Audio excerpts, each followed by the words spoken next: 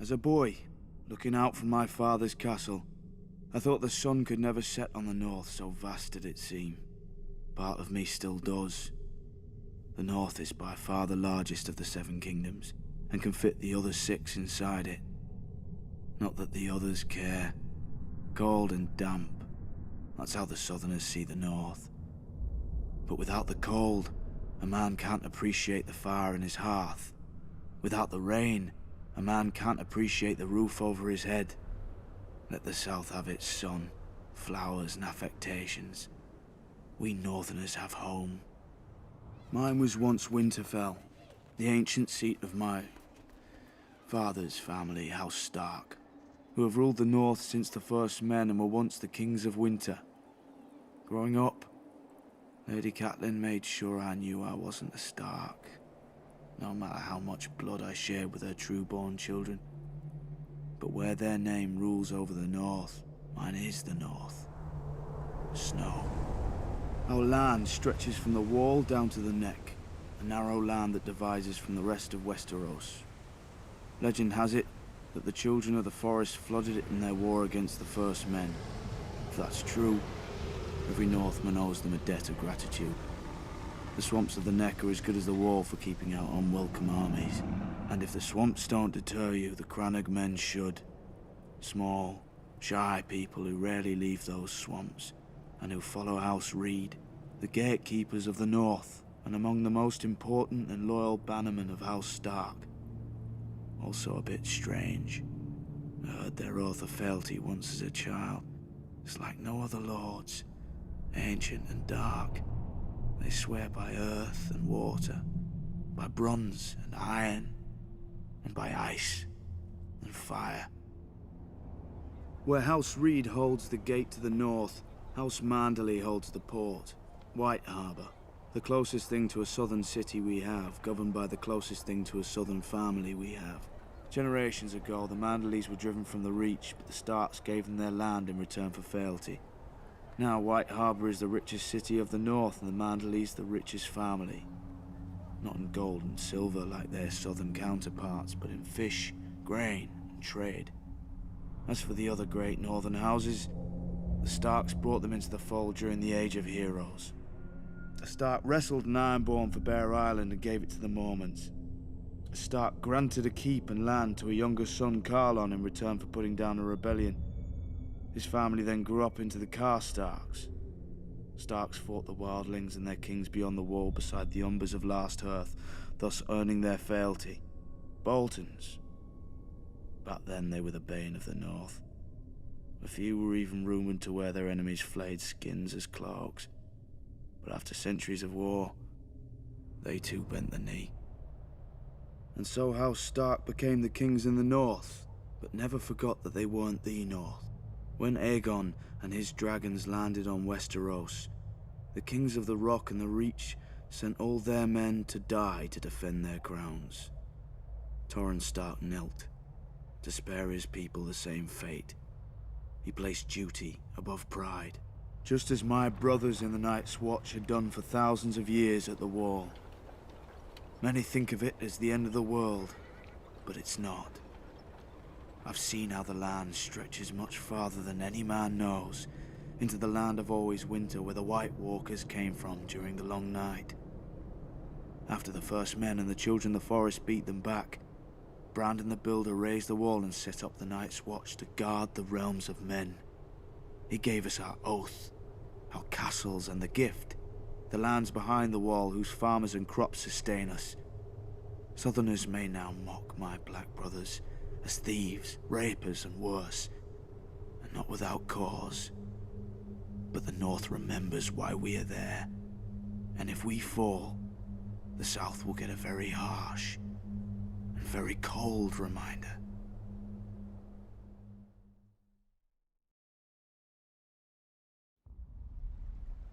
Tarth has lulled many a novice sailor into complacency. Our lush island sits on calm blue water like an emerald set into a sapphire. You would never guess that such a vision is only the sheath hiding the blade of Shipbreaker Bay, with its treacherous tides, unpredictable gales, and sharp rocks lurking just below the water's surface. The storms that blow through the bay water the Kingswood and Rainwood, two of the great forests of Westeros, and they give the Stormlands their name. Even without our weather, we have more than earned our name in strife. The first Storm King, Durran, started his reign by declaring war on the gods themselves. He loved the daughter of the sea god and the wind goddess, but they forbade the union. At their wedding, the gods unleashed their might, pulling down his hold and killing all of Durran's family and guests, though his wife shielded him. Durran vowed to rebuild, and when he did, the gods again destroyed his home. His counselors begged him to retreat inland, but he would not abandon his war. Finally, with the counsel of the Children of the Forest, or perhaps a young Bran the Builder, Durran raised a seventh castle that, try as they might, and still do, the wind and sea gods could not tear asunder. Durran took the name God's Grief and called his new home Storm's End. Having beaten the waters to the east, the Storm Kings turned their gaze to more practical enemies, the Reach, Riverlands, and Dorne.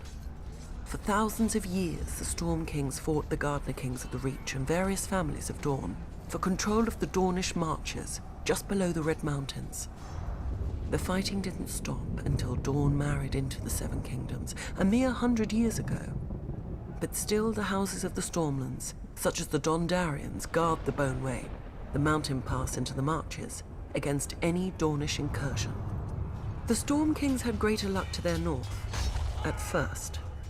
They took the trident from the River Kings and built an empire that stretched as far as the neck. But then the Ironborn swarmed out of their islands and pushed the Storm Kings out of the Riverlands. No doubt the Ironborn intended to expand their empire into the Stormlands. Before they had a chance, Aegon Targaryen landed with his dragons. While Aegon burned the kings of the Iron Islands, the Rock and the Reach, his fiercest commander and rumoured bastard brother, Orys Baratheon, set out to subdue the Stormlands. No matter how fierce a warrior he was, no one could have envied his task. Storm's End had seen thousands of years of war and never fallen. But Argilac, the Storm King, chose not to barricade himself behind its walls and gave Orys the battle he must have hoped for. Orys slew Argilac and took Argilac's castle, kingdom, daughter, sigil, and house words. House Baratheon became the Lord of the Stormlands. Targaryen rule quieted the Stormlands for the most part, until Robert rebelled against the Mad King. His first challenge came not from the crown, but from his own bannermen, who tried to join forces against him. Robert struck first, defeating 3 armies in a single day at Summerhall. The victory cemented Robert's control of the Stormlands, and he was able to march on the Reach and Riverlands with no enemy to his rear. Yet not all of Robert's bannermen sided with him. Sir Barristan the Bold came from the Stormlands, but as the preeminent member of Aerys Kingsguard and greatest knight in the realm, Sir Barristan remained loyal. After Robert's decisive victory on the Trident, Robert sent his own maester to care for his countryman Sir Barristan, who had suffered grievous wounds whilst fighting so hard to kill him. Later, when the Kingslayer betrayed Aerys, Robert pardoned Sir Barristan and even took him onto his own Kingsguard. When Robert lifted Mace Tyrell's ill-managed siege of Storm's End and returned to his ancestral home, he realized the dream of all the Stormlords before him, to rule the 7 kingdoms. Then Robert died, and his brother Stannis killed their other brother, the noble King Renly, with black magic. Now the Stormlands again live up to their name, with so many houses burnt on the Blackwater and others currying favour with the Lannisters to seize the survivors' lands. Renly could have saved us. If only I could have saved him. But I will teach Stannis a lesson he should have learnt growing up in the Stormlands. As lightning gives way to thunder, so too must murder lead to vengeance.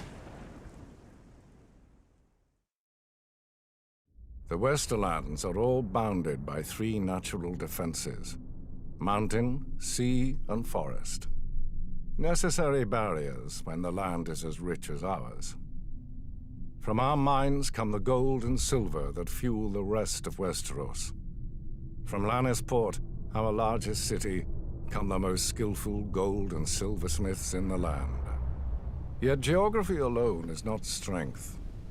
The Westerlands would have been sacked and pillaged for thousands of years if it hadn't been for the men who ruled it. My family, House Lannister. According to legend, we trace our descent to Lan the Clever, a trickster of the Dorne age, who swindled the Casterlys out of Casterly Rock, their ancient castle. A childish story, but not without merit. One, a mind can and should be a weapon in a man's arsenal. Two, Lan must have been clever enough not to rely solely on his wits. After all, where today is House Casterly. Three, by keeping the Casterly name on the castle, Lan reminded the world of the price of getting in his way. The Rains ignored all these lessons. Not content with being the second richest family, they sought to challenge the first, mine. My father had put up with their insults and disrespect. When I came of age, I led our army to teach them what they should have known. Some people say I was too harsh, that eradicating every member of their family was not necessary. But now, there are no bannermen as loyal to their lord as the Westerlands to us. If any lord bridles at our authority, I have only to send a singer with a harp, and he falls back into line. Because I will not have our lords squabble amongst themselves, like the lords of the Riverlands, or hide in their castles like the lords of the Vale, each of our bannermen contributes a unique skill that furthers the whole of the Westerlands. House Clegane, because every lord needs a beast from time to time. Sir Gregor strikes terror into the hearts of our enemies and our friends. So too does his disappointing brother Sandor, the traitor. House Payne, who provides us loyal servants. Sir Ilyn Payne was once captain of my household guard, until the Mad King heard him boast that I ran the Seven Kingdoms, which I did. The Mad King tore out Sir Ilyn's tongue, making him especially well-suited to later become the King's Justice. Apparently these days, a younger Payne also serves my degenerate son, Tyrion.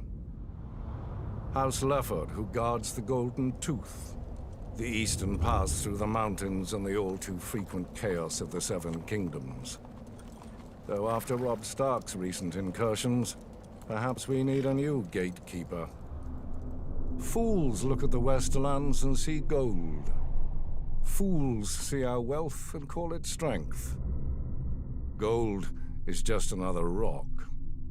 The Westerlands are strong because of House Lannister. From strong leadership comes unity. From unity comes power.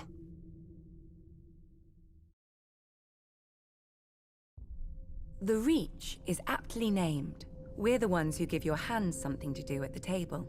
As the most fertile region of the Seven Kingdoms, we grow the lion's share of the grains and fruit that feed this country. Especially now, since the rebels have burned down the other fields. Thankfully, House Tyrell is here to do its duty to the crown and keep the capital from starvation. Yet, as with all gardens, weeds grow in the Reach too, though few name them as such. Singers fill our heads with chivalry and courtly love, fluff to make boys fight and girls swoon. Oh, the songs are good enough for a pleasure barge down the Manda. They give pleasure to the common people and harmony to the realm. But if the rise of House Tyrell proves anything, it's that virtue and honor have their place. And if you're not careful, that place is the grave. Unlike the Lannisters, Starks, and Arryns, we were never kings in our own right. House Gardner ruled the Reach since the Dawn Age, and we were their stewards.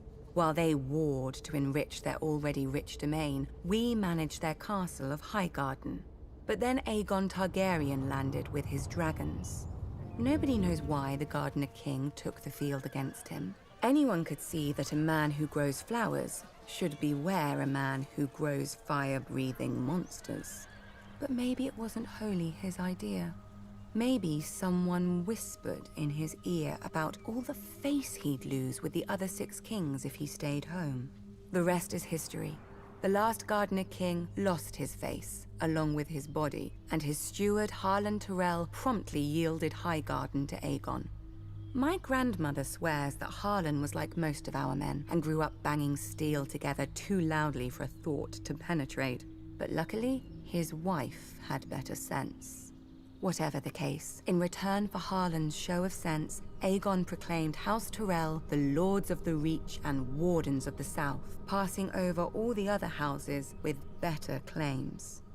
House Hightower, who were kings before the Andals came, their seat is the oldest city in Westeros. They call it Old Town. Wealthy, proud, and solitary, there have been Hightowers who wouldn't come down from their great lighthouse for decades. Its name, fittingly, is the Hightower.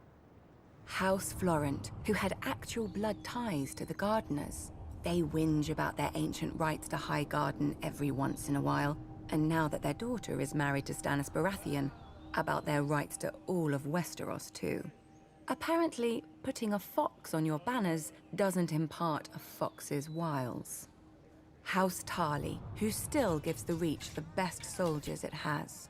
If Aegon had named them as his lords, the Reach would have become the greatest military camp in the world, until it starved to death.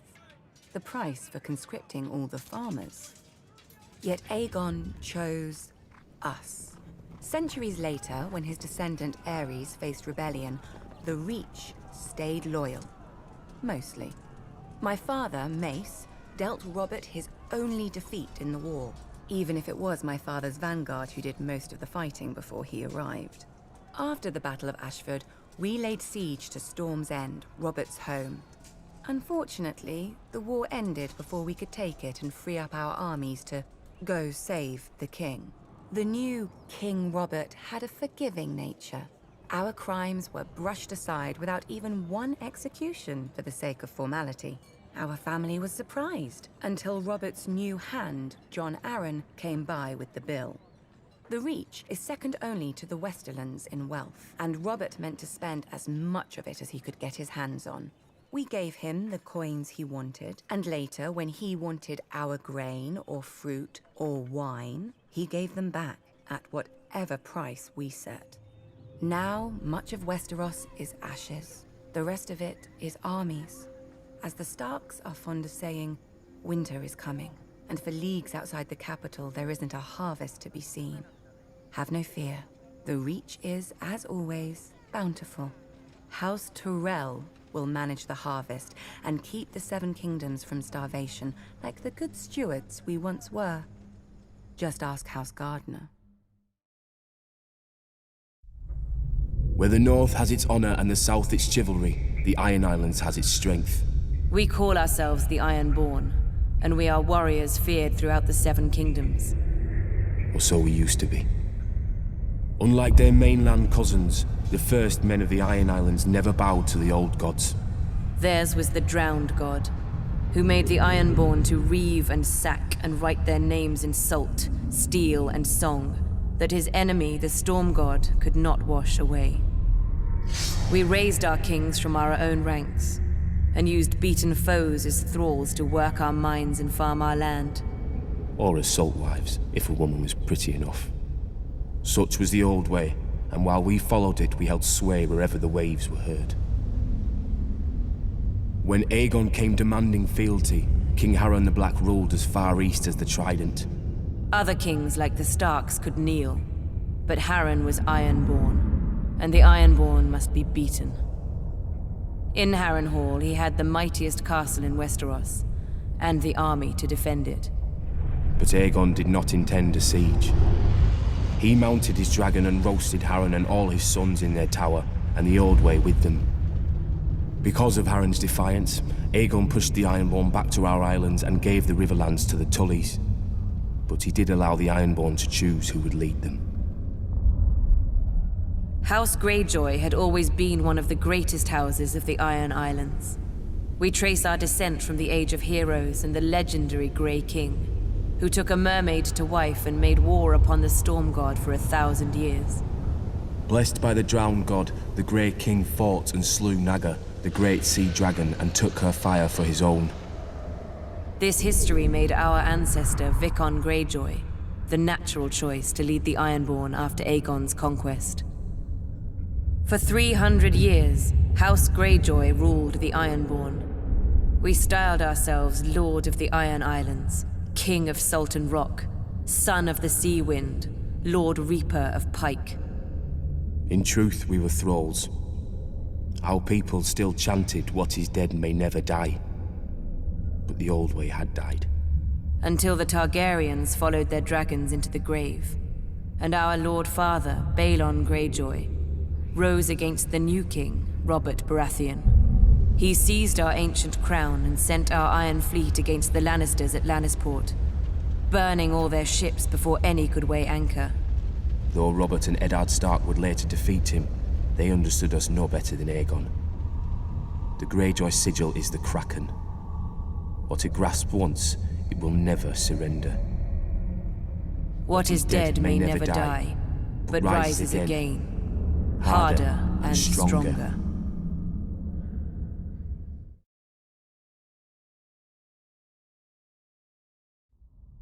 Men have fought over the Riverlands since the Dorne Age, though that's to be expected of things that rest below the neck.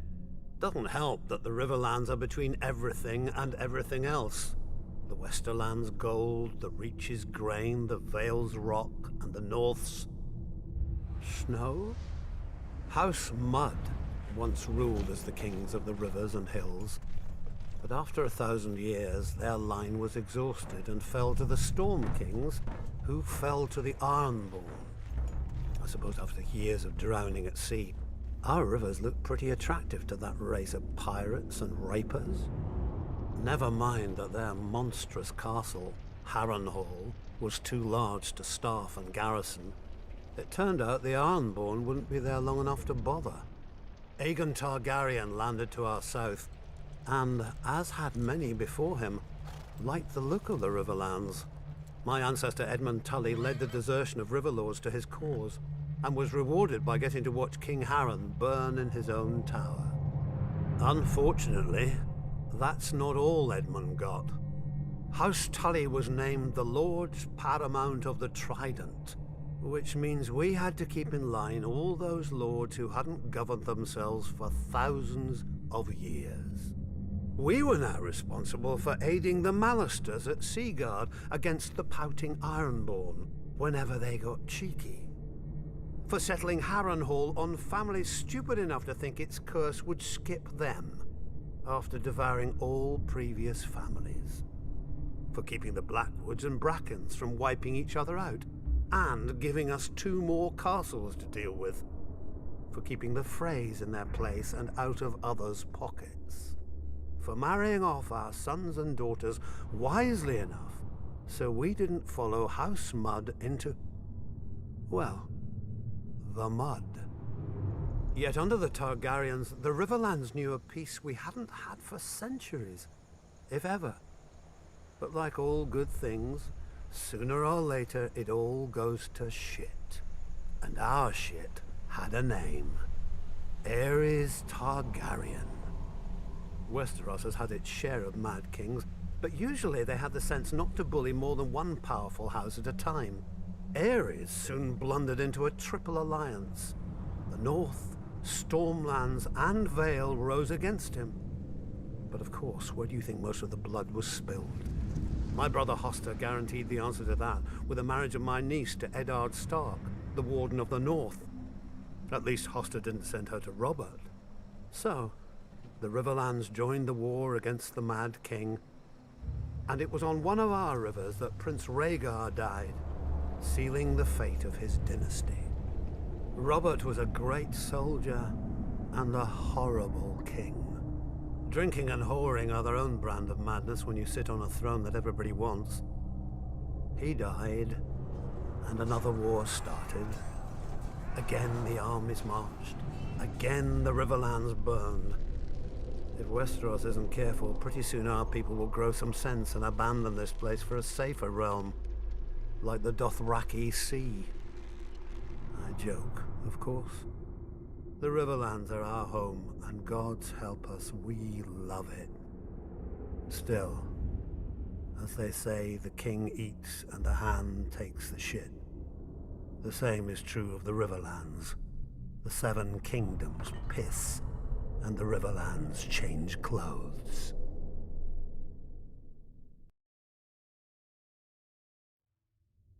Impregnable. That's how the Vale sees itself. Shielded from Westeros by its mountains. They call the entrance to their land the Bloody Gate because, during the Age of Heroes, a dozen armies supposedly smashed themselves against it. Even if they'd gotten through, the roads of the Vale are narrow, steep, and treacherous.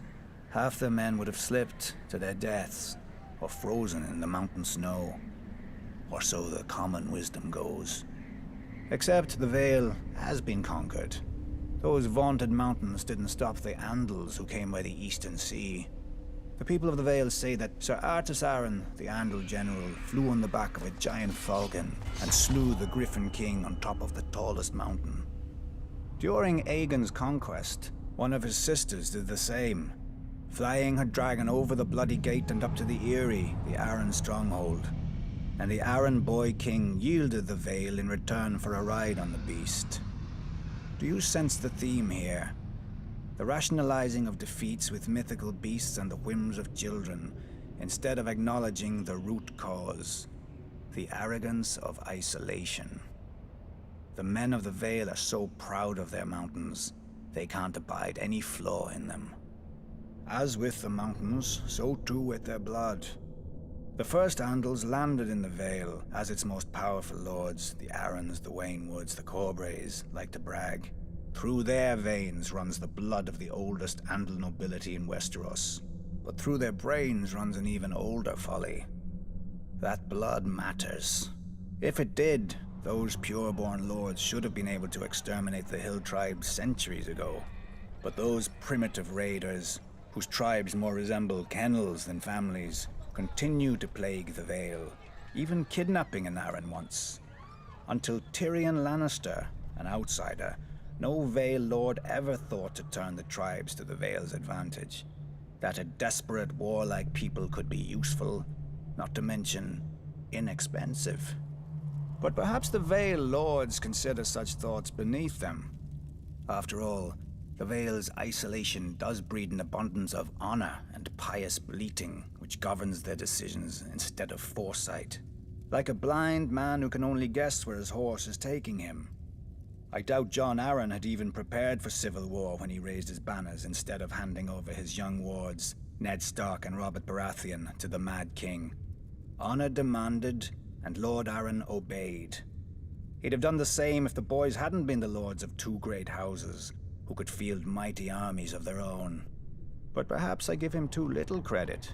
After all, if the war went against them, only Lord Arryn had a nice, impregnable castle to retreat into, and he was wise enough to take poor Lysa Tully into his bed to win the Riverlands as allies. Jon Arryn won, then Jon Arryn died. Wisely, the Vale stayed out of all the ensuing chaos. Its crops did not burn or wither in the fields from lack of men to tend them. Its strength was not drained by forced marches to futile skirmishes. In the Vale, life proceeds as it always has. Calm, proud. A world of high honor undisturbed by armies and men of low birth, but high ambition. Impregnable. Before the Seven Kingdoms, before the Iron Throne, there was Dorne. 12,000 years ago, the first men crossed the land bridge from Essos to here. Of course, they were men, so they soon broke it. Then, while their cousins to the north built kingdoms, the Dornish squabbled over land, water, and wives. For centuries. Until Nymeria, a warrior princess in Essos. She led a fleet of 10,000 ships across the narrow sea to Dorne. Almost all of the petty lords made it clear that she wasn't welcome. All but one, Morse of House Martell. He saw in her a strength to match any man, including his rivals. After she accepted his marriage offer, she set fire to her ships. For 50 leagues, the coast was bright as day, and in the burning light, Princess Nymeria named Mors Martell the Prince of Dorne, in the style of her people. Dorne would be her home, or her grave. For many years, Nymeria and Mors waged war against all rivals. The Jordanes, Blackmonts, Corgyles, and even the mighty House Ironwood. They sent no fewer than 6 self-styled kings to the wall in golden chains. After Mors fell in battle, Nymeria took command of his armies and united Dorne. In 2 years, she ruled for 27 more, and though she married again, those husbands were little more than counselors and consorts.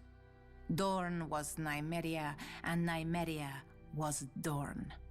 She survived a dozen attempts on her life, put down 2 rebellions, and threw back 2 invasions. And when at last she died, her eldest child succeeded her, her daughter, not her son. And Dorne followed her because Nymeria had proven that women were equal to men, if not better. Centuries later, Aegon Targaryen sought to unite Westeros as Nymeria had Dorne. The other 6 kingdoms fell quickly before his dragons and ambition.